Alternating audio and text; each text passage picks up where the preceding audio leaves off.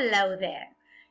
In this unit, I'm going to explain the difference between present simple and present continuous. This is when do we use the present simple, when do we use the present continuous. Okay? So, let's go for it. For the present simple, we normally use it when we talk about permanent situations or things that are always or often true. For example, I have two brothers, right? And we also use the present simple when we talk about habits and routines, that is, actions that happen regularly. For example, they swim every day, right? Now, how do we form the present simple? Remember, in affirmative sentences, we normally place or start the sentence with the subject, then we place the verb, and then the other information, right? Now, the verb, notice that has all the same form except for he, she, it, third person singular. We need an S in here, right? That's the only thing you need to remember. Third person singular, present simple, the S is always there, right? Now, how do we make negative sentences? Well, simple. The subject, we always start the sentence with the subjects in English. Then the auxiliary verb don't or doesn't.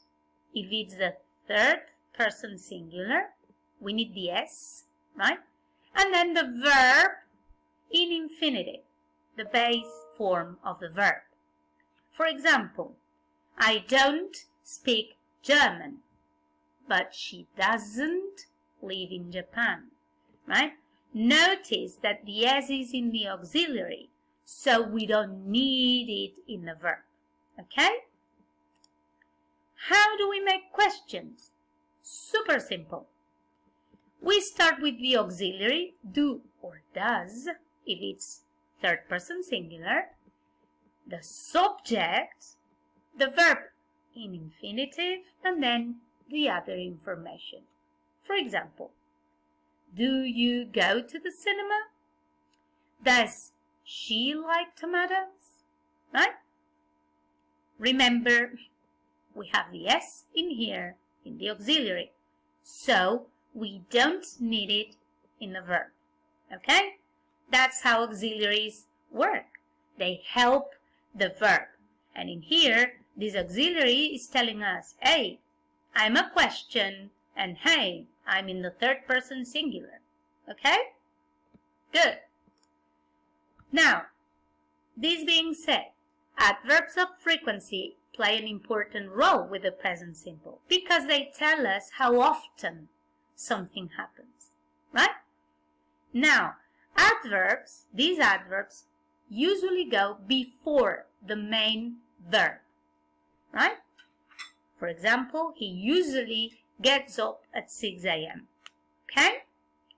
But if the sentence is with the verb be, this adverb goes after the verb be. For example, they are usually tired after work.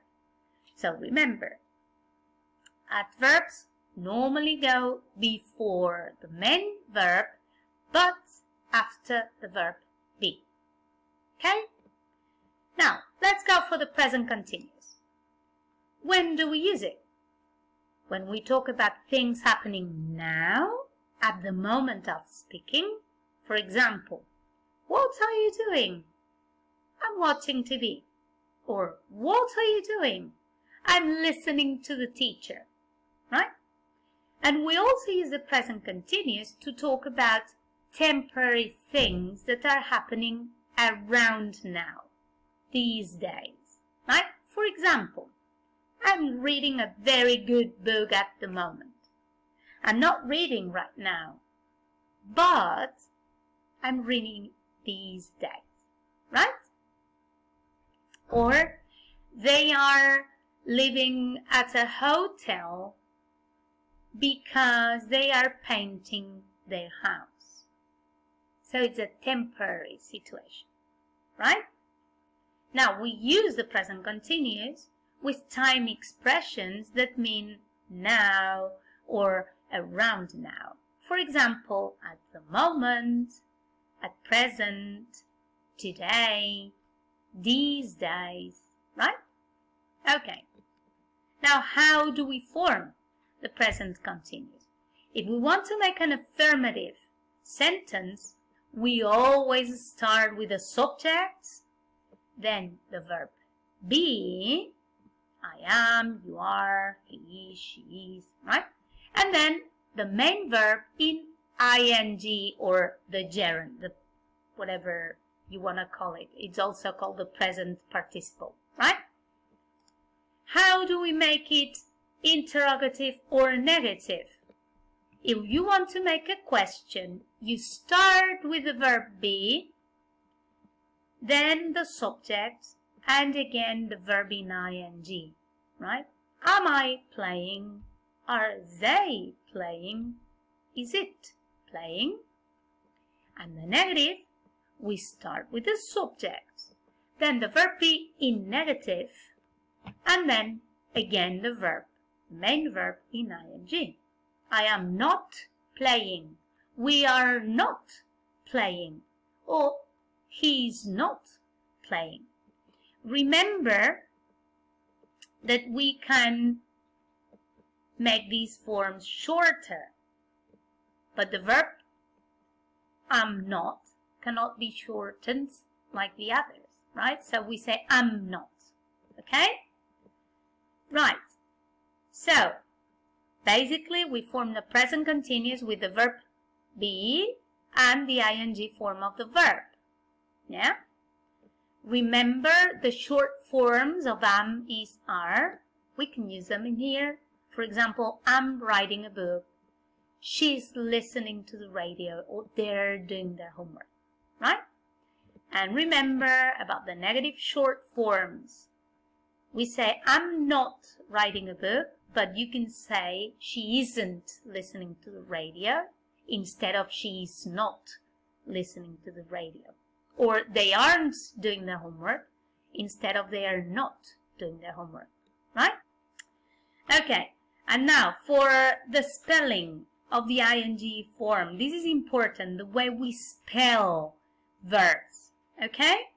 Now remember, if the verb ends with an E, we normally drop the E, we omit the E, and we add ing. For example, from love, loving, or drive, driving, right?